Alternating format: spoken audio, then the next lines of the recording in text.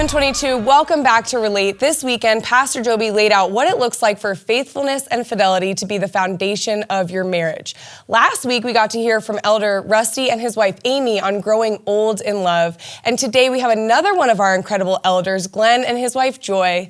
Glenn and Joy have that marriage that it's what feels like we're all going for. They're sold out for Jesus, their kids love them and the Lord, and they clearly love one another. So no pressure, but we're glad you're here today. Okay. All right, so we're gonna get started. Today's icebreaker, so everyone will answer. When your spouse is not there, so maybe they're out of town or wherever they are, what is something you realize that they help you with that you take for granted? So when your spouse is not there, maybe they're out of town, what is something you realize that they help you with that you normally take for granted? Glenn, we're gonna start down there with you. Okay. There's not a whole lot of time that Joy's out of the house and I'm around. So usually these are the times where I'm thinking, I'm gonna get all kinds of things done. I'm going to redo the backyard, I'm gonna clean the attic. And then I realize that there's all these things that happen because she's around that now I have to take care of. Just little routine things during the day, whether it's feeding the dogs or taking out the trash, which I guess I do anyways. It just seems like the day just goes on and on. All of a sudden it's kind of over with. So it gives me an appreciation for how much stuff she just does during the day that makes things happen. It's good. Okay, Joy, how about you? Well, I saw that question and I thought, is the travel 9 months of a deployment? Right, there you go. Or is it a 9-day trip? Because those needs are very different. That is true. You know what I'm saying? I know what you're saying. So for me, I kind of went both ways. On the 9-day trip, the things I miss about Glenn is that, even when our kids were little, he was my friend and we would communicate at night and we've always had a lot of fun together. And then when he was deployed, which he did several of those 9-month stints away from the family, those were darker times that, what I missed, not to go too crazy deep, was just a relationship with my husband. He was gone, and it wasn't in a time where it's 2021 where people can communicate. So those were some long periods of silence. For sure. Okay, what about you two? When Gretchen's gone, which is rare, I have zero plans to accomplish anything. And that's pretty much what I accomplish. But what I miss is just she does all the cleaning. And apparently I'm a slob. Like, I feel like I just sat there and then the whole house is a wreck. And I'm like, how does this? I was just sitting here watching TV all day and I'm a mess. So. Because you have two little tornadoes going around you. That's true. At all times. Okay, what about for you, Gretchen? Every time you go out of town, something breaks. Right, of course. For sure. The last time was the garage door broke. Yep. Oh no. It's either that or the AC or Hot water heater the time before that. hot water heater. Gosh. Big things. And it's usually like 2 days after he leaves, and you're just like, why? Why is this always, or a snake is always in our backyard. I had to call our neighbor, I think, over last summer 4 times to kill a snake in our backyard. Oh my gosh. He was gone every single time. So, yeah, I appreciate the fact that he fixes things and he's on it when they do break. Yes. When he is home. That's because the snakes flee when I'm there. Right. Okay. Presence. Right. The serpent crusher is in the house. Yeah. Okay. All right. So Joy and Glenn, we know how awesome you are. You're an elder over our church, and you have been plugged in with our church for many years. But was there ever a time in your marriage where it was not going awesome? And if so, why did you choose to stay committed to one another? I'll speak to that. We were in San Diego, and I was on a pretty hard duty where I was gone a lot, and our lives weren't terribly synced up. I mean, she's home with 3 kids, 5, 3, and a baby, and I'm gone most of the time, either actually gone for days on end or just gone during the workday. And I can just remember, it was kind of funny because we laugh about it. I'm getting ready in the morning, and I actually say to her, I go, I feel like right now you don't really even like me. She goes, yeah, I love you, but I don't really like you. I could see you saying that. We had to think through that, but it kind of led itself to conversation. We're like, okay, we're going to get through this season. And we did. Yeah. And, kind of it was a little bit of a, we need to make sure we're being a little more intentional perhaps with how we're spending the time we did have together, because we were kind of just living parallel lives at the time, what we felt like. For sure. For sure. Anything you want to add? No, I would just say that that was a time that we were living in the same house, but we're, kind of co-located is what I would call it, but we were not in a good, solid relationship with each other or Jesus at that point. And so I would say that we suffered the consequence of that taking a sidestep. And so, yeah, it was not a great time. And so how'd you come back from that? What'd you do to Well, get I'm back a child to of divorce, so I believe you're either going to have a homicide, like you said Sunday, or we're going to stay married. And that, everybody comes at this differently. Glenn came, his family, his parents were married until they both died. And so in his mind, he didn't even know what divorce was.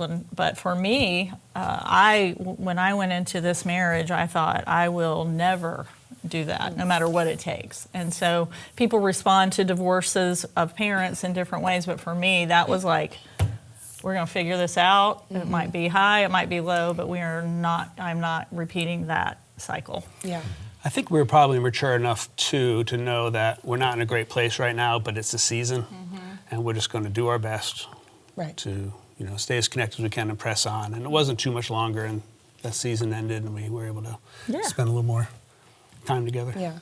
It does help if you're in the same house for a little bit. Yeah, right. All right, so a lot of the questions today, we're covering the whole gamut of scenarios, much of which you discussed in your sermon. So the first one has to do with being a widow. So we got this question. It says, I'm 70 years young. I love that.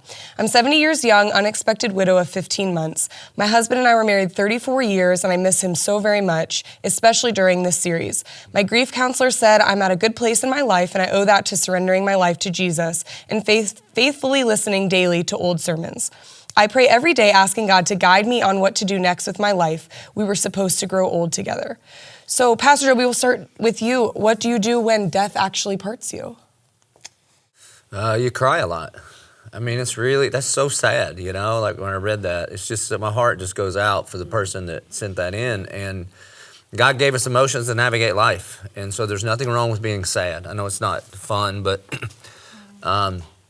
Ecclesiastes 3 has a whole list of different emotions that God gives us. And I think there are no bad emotions, and you should feel the feels when it's appropriate. And so when you feel like crying, you should cry. So that when it's time to rejoice and thank God for the blessing of 34 years of somebody that you love and miss, that's a really good thing to give God praise for.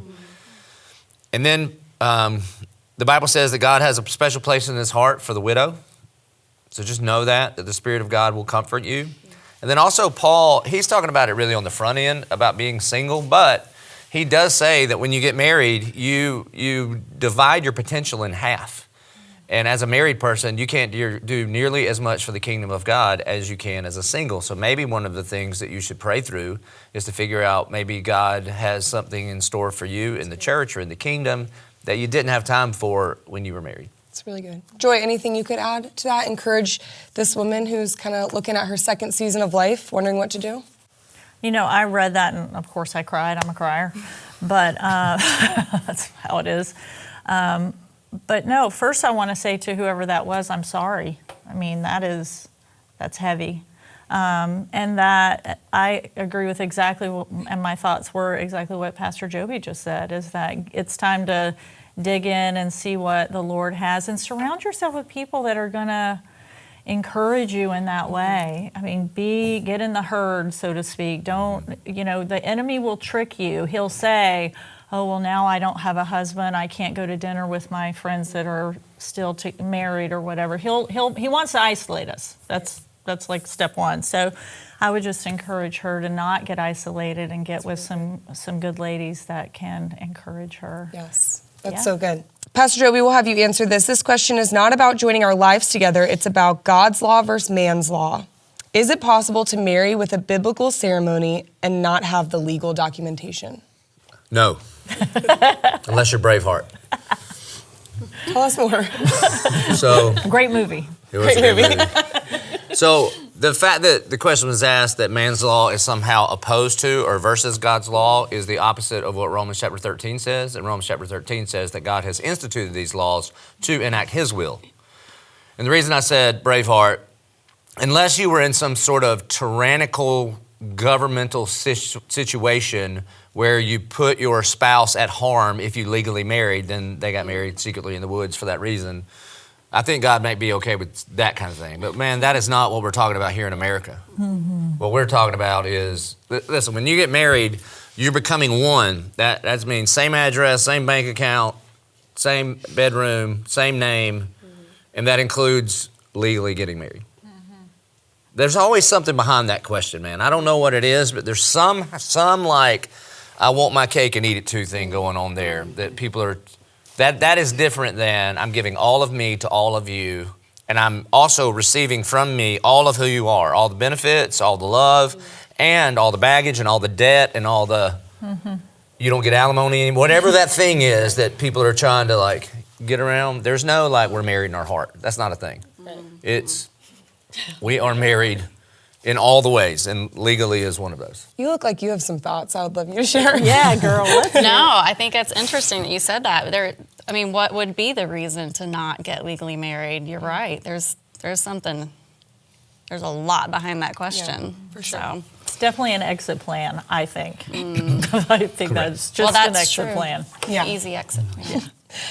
Okay, Gretchen, we're going to start with you on this question. This is in regards to infidelity. What do we do when we want to stay married, but because of infidelity, we are finding it very difficult? We have little to no trust, we have built up resentment and lingering unforgiveness. How can we move forward? Carefully, slowly. I think it's going to take a lot of time. Infidelity is almost like you're almost going through a loss, it seems like, because you're having to start over with your own spouse almost. So this happens and you choose to reconcile, and it's like you're starting your marriage all over again.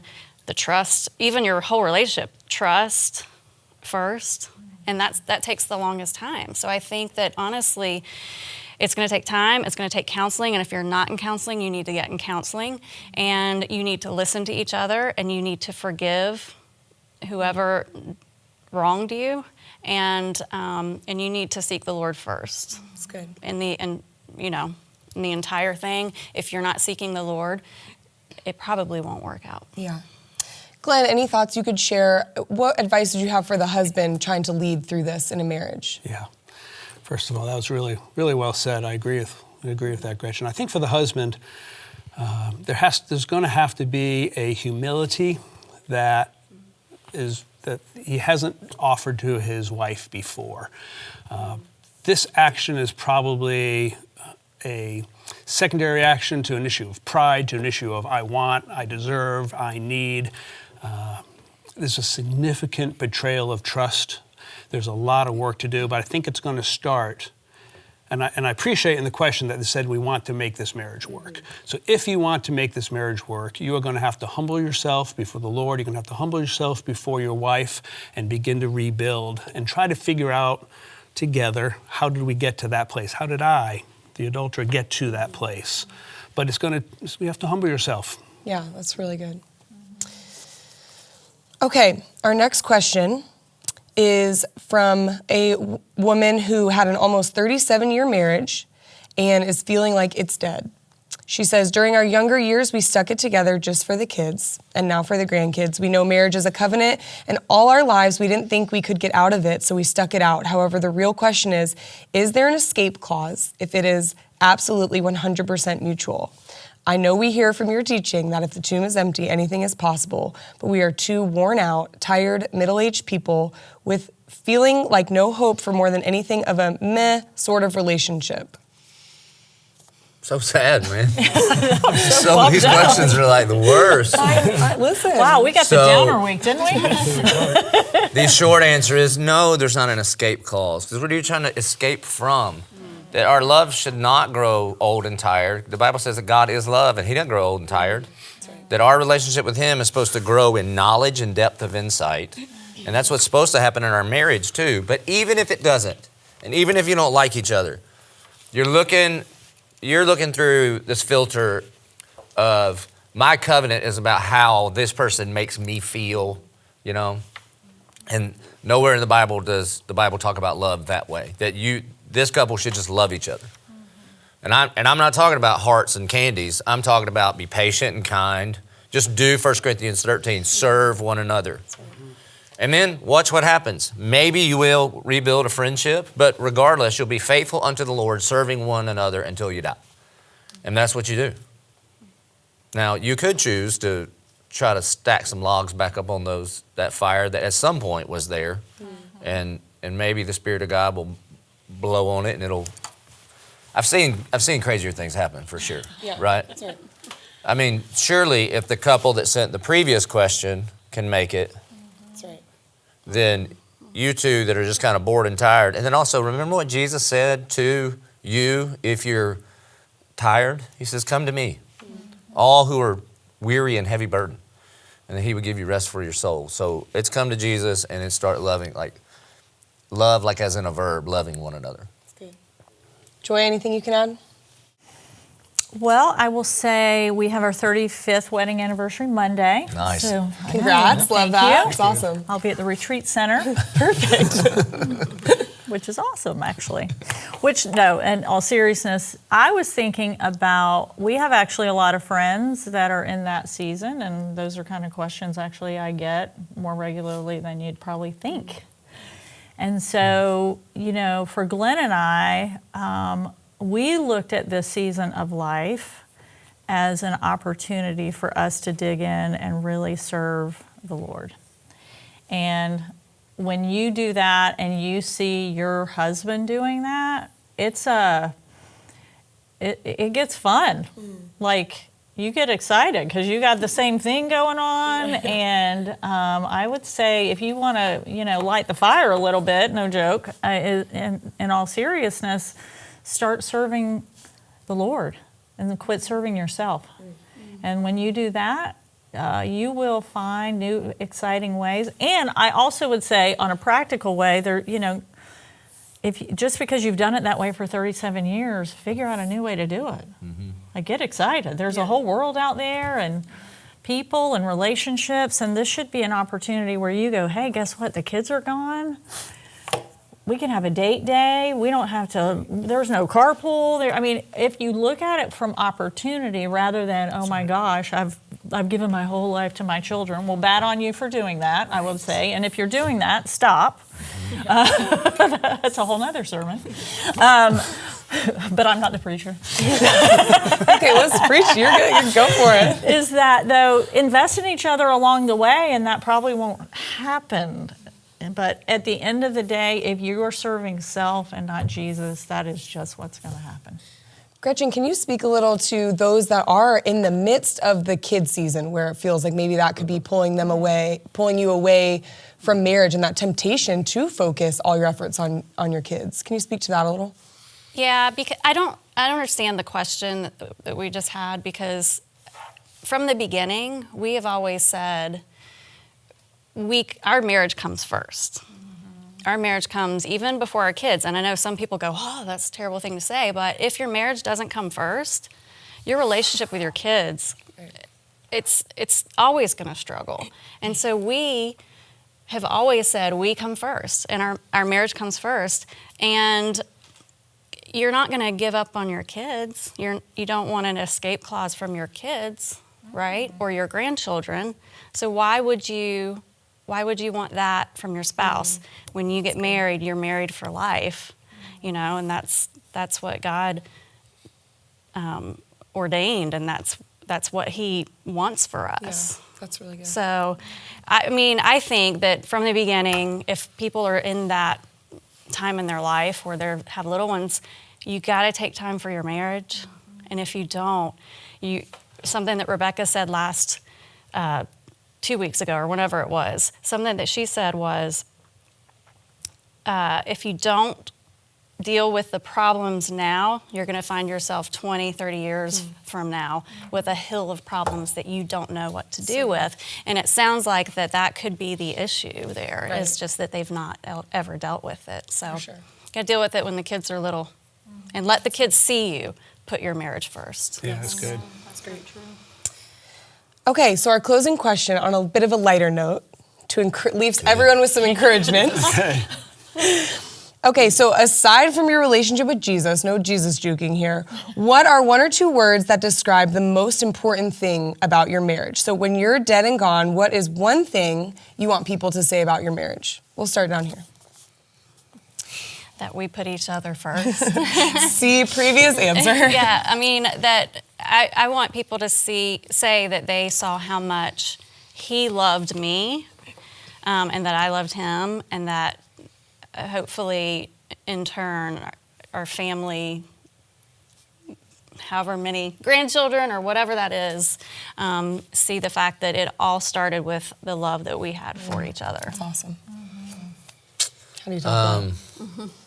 Yeah, I am addicted to my wife, and in all the ways, in all the bedroom ways that we've been talking about for the past several weeks, but then also just like, we're really good friends. Yeah. You know, I think that sums it up more than anything else. We're just really, I would rather spend time with her than all of y'all.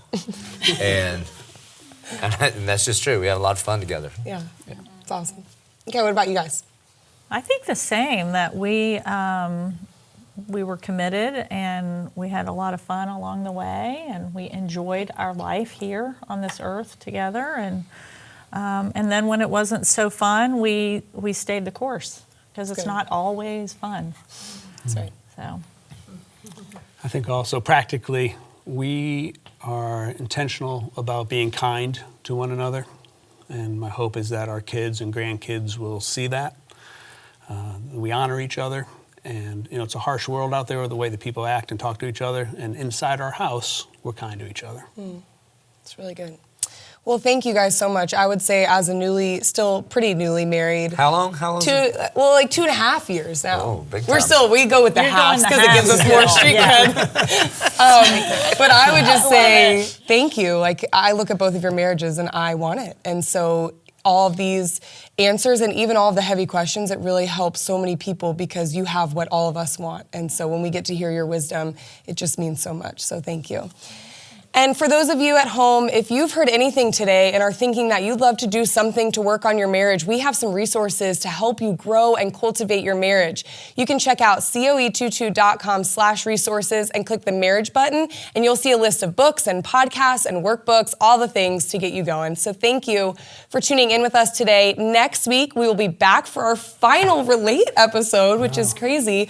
We have a very special guest. She's about 4.5 feet tall, loves sparkles and doing handstands, and has amazing parents. Yes, Reagan Martin will be with us telling us all about how to raise up the next generation. Am I right? That's accurate, right? That is very accurate. She's an expert. I may just be out of a job next week. So, all right, we'll see you next week, church.